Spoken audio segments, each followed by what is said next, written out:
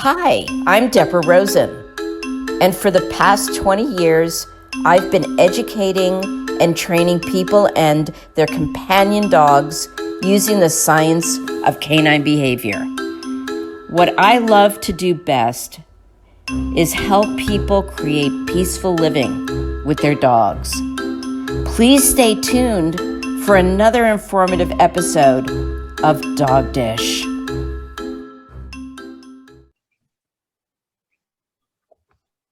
There we go. Good morning, everybody, and welcome to Dog Dish. I'm Deborah Rosen, and I have been training dogs for about 20 years.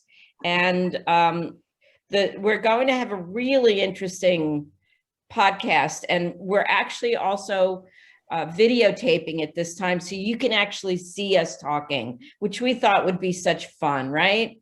Totally fun. Yeah, totally fun. So I'm here with Christina Moore, Hello. who is the other Good Citizen dog trainer, and Darren Marzolf, who owns Marzolf Meats and also Porter's Pride Raw Diet. And what we're here to talk about today is food, dogs, food, and behavior. And the reason that I called it this is because I am convinced after 6 or 7 years, I believe it is, of feeding my 16-year-old dog, Justice, a raw diet of Porter's Pride food, that a lot of nutritional aspects to their diet are tied in so closely with behavior. And I think it's really vital, folks, especially now with everybody going out and getting dogs, that you all really understand the nutritional benefits of a raw diet. So that's why we brought Darren in. And I'd like you, Darren, just to quickly introduce yourself and give us a little bit of background. Yeah, hi, good morning. I'm Darren Marzolf. I'm a fourth generation butcher.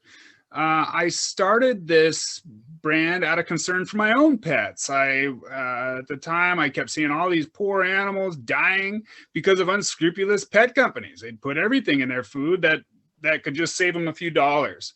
And so I love my dog. I was working in pet care with children with disabilities, and I wanted to keep him alive. And so I started— As long as possible.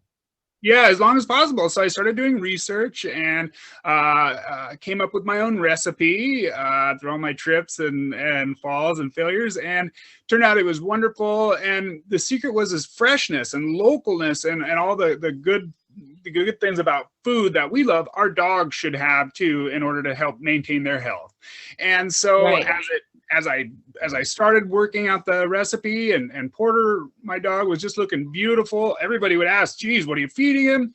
And it grew from there. I started my business going on almost 8 years ago now, and it's just doing great. But we're the other end of the spectrum. We're not cheap. We're expensive. We put really good ingredients in our stuff. We don't use any junk or fillers, and that's what's best for us. Even people are doing this where they're eating less meat, but the meat that they're going to eat, it should be high quality. And it's the same for our pets. Right. And Darren, you're very, very humble. And, this is not the time for humility. All right.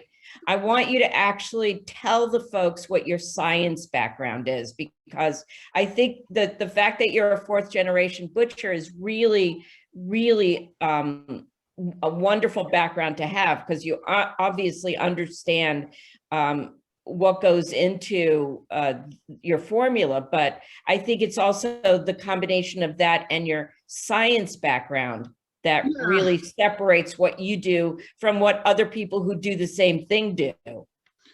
Well, thank you. Yeah, I have a degree in cellular and molecular biology. I have a minor in chemistry. I was in grad school to get a master's of behavior analysis.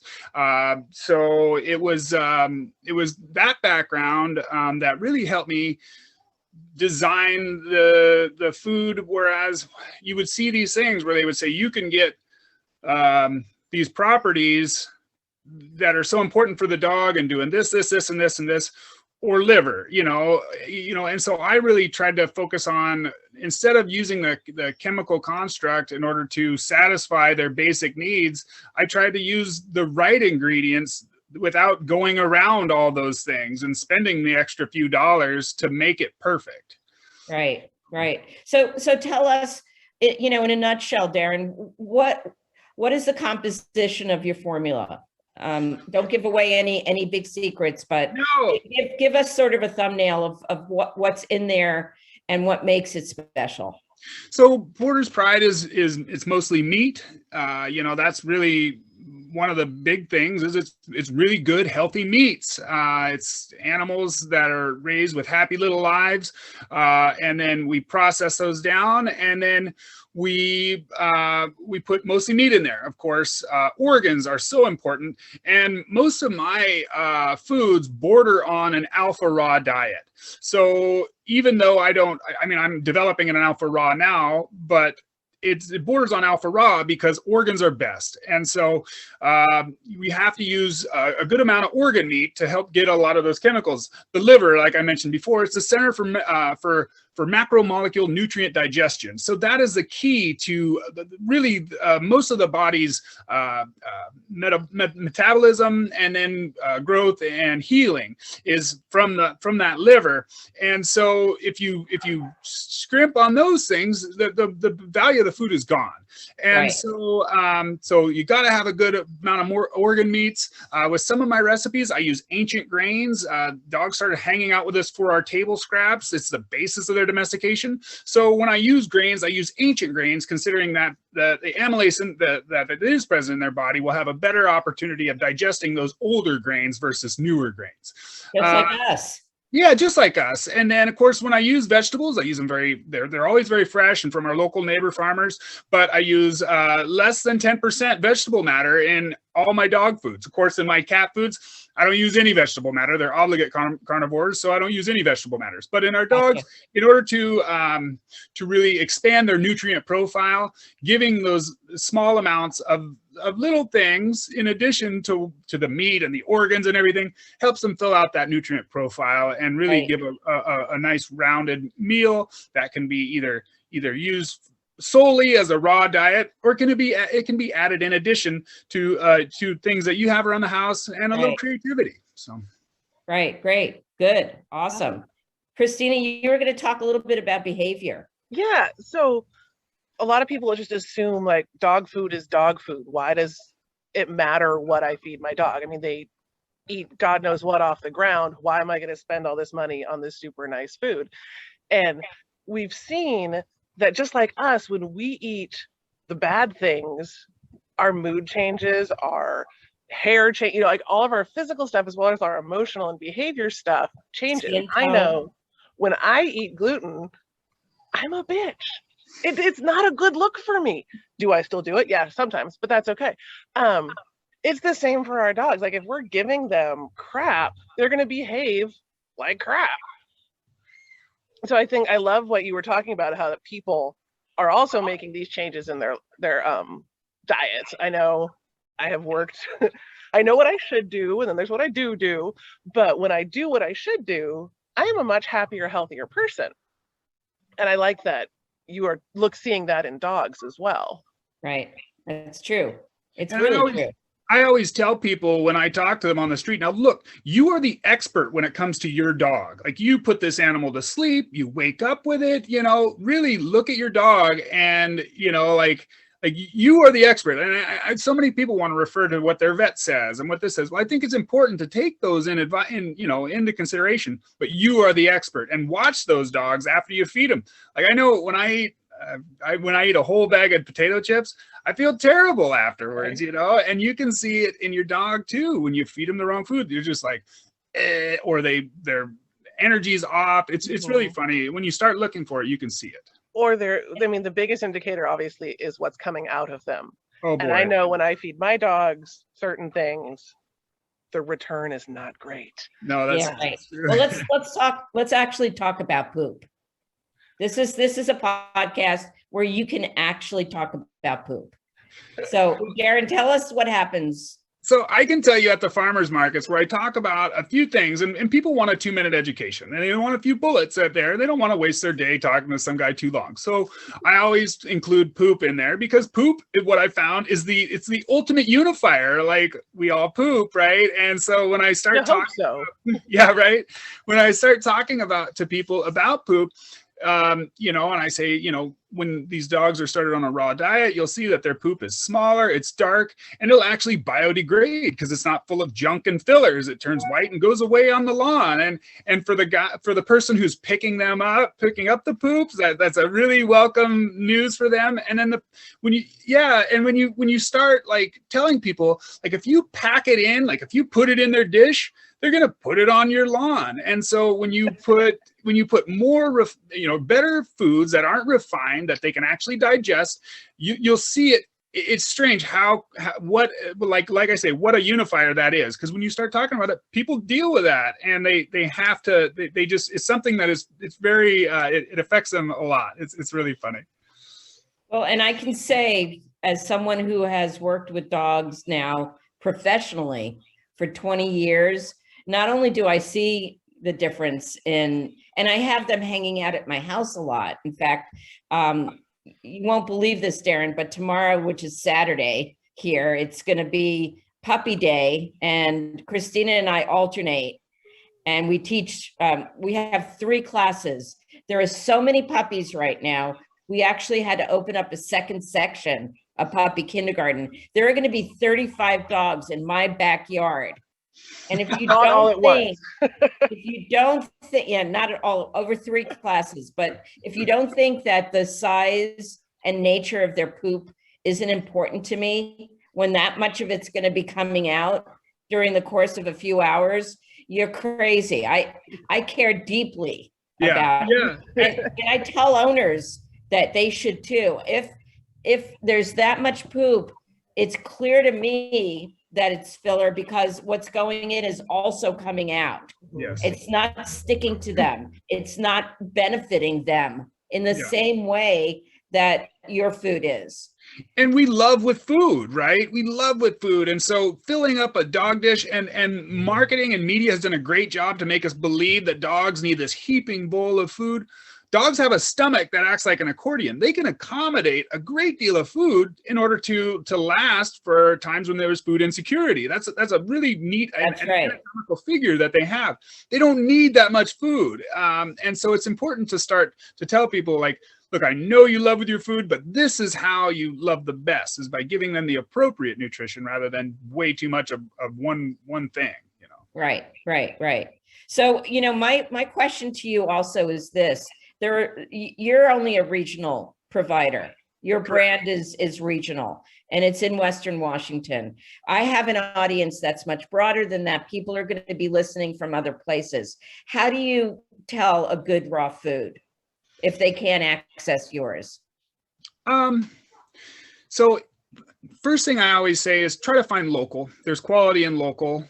And then when you start with that and then look at it, you know, I think a lot of things can be done with tissue to hide things. And so there's emulsification and things like that, which it's just a process that's unneeded. If you can see the tissue and you can see that it looks pretty and it may not smell great because maybe it has some organs in it that smell funky, but it should look very edible and it should look very, very good. I had one of my customers who took one of my morsels, fed his elderly dog. He liked to cook it a little bit.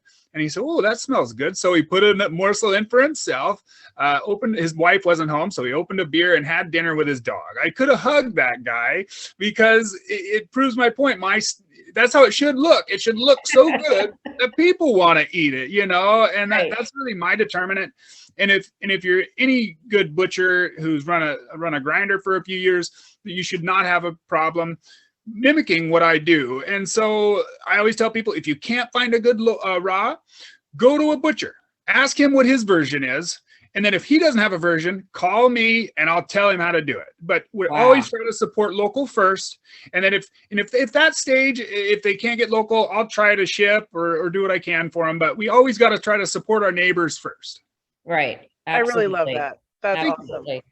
And so, you know, for me, I want to let people know where they can access your food. So do you have a list or a link or something that you can tell people? Because I obviously I sell your food and I'm in Tacoma, and people can contact me if they'd like to get it from me. And I'm near Point Defiance. So for anyone who that would be convenient for. And then you're also in the Marlene's markets, and there's one here in Tacoma near the Tacoma Mall. And then you're also in the Marlene's in Federal Way, but you have other folks that distribute your food as well. Do you want to kind of quickly review some of those so people know how and where to access? Correct. So if you go to porterspride.com, you can find a list. We're updating it to represent this year's farmers market schedule. So we're at several farmers markets throughout the region. And then, like you said, we're at the Marlene's down south, of course, your house that I'm going to turn into a pet store eventually. Yeah, right. And then, it already is. Yeah, well, I know it's a short trip. And then Wally Pets in Wallingford, amazing owner, mom and pop family. And then Sam's Pets, they have stores in Redmond, Monroe, and Everett. And they're a great small company, very supportive of the community, just awesome. We're also getting into some a store in North Bend and Anacortes. And then also we're opening a butcher shop in North Bend where our pet products will be featured. And so it's going to be really nice. Great. Yeah. And we're picking up new accounts all the time. And I always tell people, if you live next to a pet store where you want my stuff, just tell the owner that you want my stuff. And that's usually all it takes. Having a paying customer and a local guy like me, it's rare that I get turned down. And I gotta say, I mean, I look at your food, it's soft, it's supple, it's actually, to characterize meat as beautiful, but it's really, really beautiful stuff. And well, thank you. Like your owner, there have been times that I thought, I'm just gonna make myself a hamburger, why not?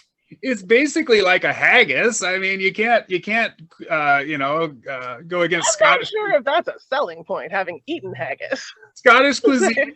Yes, it's not for everyone. No, but it is. It's quite beautiful stuff. Thank you so much. And I'm always so curious, like, how does everybody else do such a bad job? Because it just doesn't look pretty, Yeah. So. True. Well, and the proof is in the eating. And my dogs I call it their hunger march. They start marching for their 5 o'clock feeding at 3 o'clock in the afternoon. And it's a little bit annoying on the one hand, but on the other hand, it's like, I know how much they adore it and how good it is for them. So I start thinking about dessert midday, Well, listen, I think this was incredibly educational, informative, and I appreciate your time.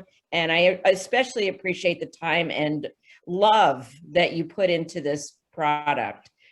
So just thank you for being here. And folks, thank you for tuning into Dog Dish. We hope you enjoyed this segment called Dogs, Food, and Behavior. Thanks for tuning in. Thank you.